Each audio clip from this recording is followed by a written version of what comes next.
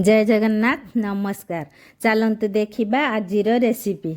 आज मु आपण मानू देखाबी तुला परी नरम नरम कौलिया पिठा रेसिपी। यही पिठा बनैबा बहुत सहज, ताहा पुणी 5 मिनिट प्रस्तुत हो। यही पिठा को गोटे खाईदेले पेट पूरा भरीज किंतु मन भरब नहीं। वीडियो देखा पूर्व मो वीडियो को लाइक शेयर करंतु एवं मो चैनल को सब्सक्राइब एवं पाखरे थिबा बेल आइकन को दबाई ऑल ऑप्शन को क्लिक करिया को भूलंतु नहीं। ताहले चलंतु देखिबा आजिर रेसिपी।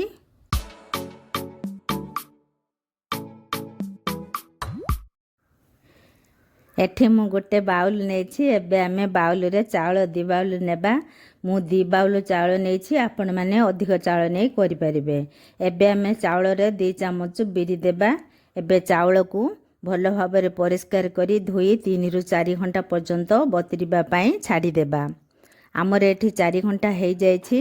चाउल आमर भल भाव में बतरी जाइछि। एबे आमे चाउल को ग्राइंड करिबा। जार रे अल्प चाउल देबा, सांगरे स्वाद अनुसार लूण, गोटे टीस्पून ईस्ट आ गोटे बाउल रु कम हेबो चीनी दे आमे चाउल को ग्राइंड करिदबा। चाउल को पूरा पूरी चिकन करी ग्राइंड करबा नहीं। चाउल आमर सुजी दाना परी ग्राइंड हो गला परे आमे चाउल को बाहर करिदबा।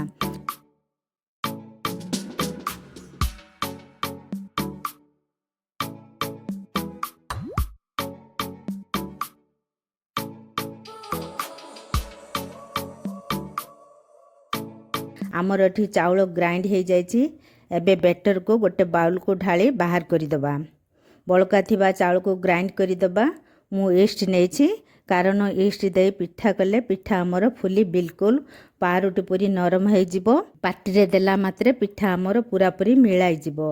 आपण मानकु पसंद थिले आपण माने ईस्ट नै करि परिबे, नहले एमिति खाली पिठा करि परिबे, किछि भी खराब हेबो नाही। आमर एठी सबु जाक चाउल ग्राइंड हो जाइछि। एबे बेटर को भल भाव में मिसाई फेंटी 3 ରୁ 4 घंटा पर्यंत ढांकी छाड़ी देबा।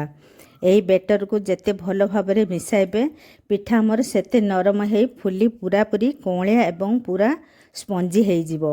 एठी आमर 4 घंटा हो जाइछि। एबे आमे ढांकुनी बाहर करबा। देखंतु बेटर आमर फुली पूरा पूरी डबल हो जाइछि। किछि बेटर को आमे अलगा जगह को बाहर करी बेटर को आउ टिके मिसाई एबे आमे पिठा बनाइबा। प्रथमे गिनारे भल भाव में तेल किंबा घी लगाई दबा, परे पिठार बेटर देबा।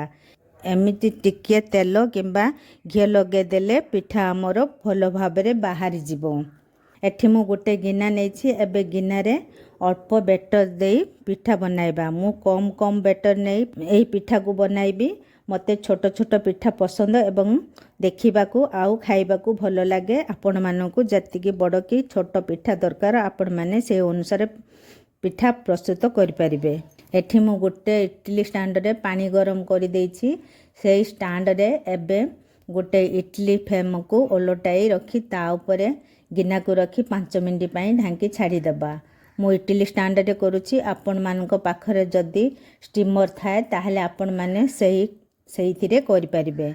मोर ए इडली स्टैंड छोट होइथिबारु मु गोटे गोटे पिठा बनाउछि। आपण मानक पाखरे जदी किछि बड़ जगह थाए ताहले एका संगरे 4 ରୁ 5टा पिठा बनाई परिबे।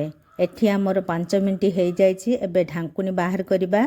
देखंतु मु टूथपिक मारी देखाउछि पिठा आमर हेछि कि नाही। पिठा आमर भल भाव में हो जाइछि, किछि भी टूथपिक रे लागु नाही। एबे पिठा को बाहर करबा। प्रथम पिठा आमर हो गला। प्रथम पिठा आमर हो गला। आमे द्वितीय पिठा को भी सही सेम प्रोसेस रे बनाई सब पिठा प्रस्तुत करिदबा। पिठा पूरा ठंडा हैला परे आमे पिठा को सब बाहर करबा। देखंतु मु पिठा सब बाहर करबी।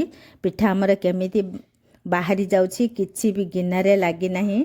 पिठा आमर केते सुंदर देखे जाउछि एवं पिठा आमर फुली केते बड़ बड़ हो जाइछि।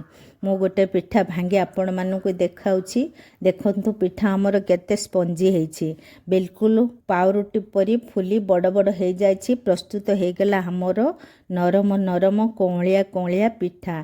थरे एहाकु घरे निश्चित बनांतु एवं केमिति लागिला मते कमेंट करी जणांतु। जदि मो रेसिपी आपण मानको भल लागु थाए ताहले मो वीडियो को लाइक शेयर करंतु एवं मो चैनल को सब्सक्राइब करिया पई भूलंतु नाही। धन्यवाद।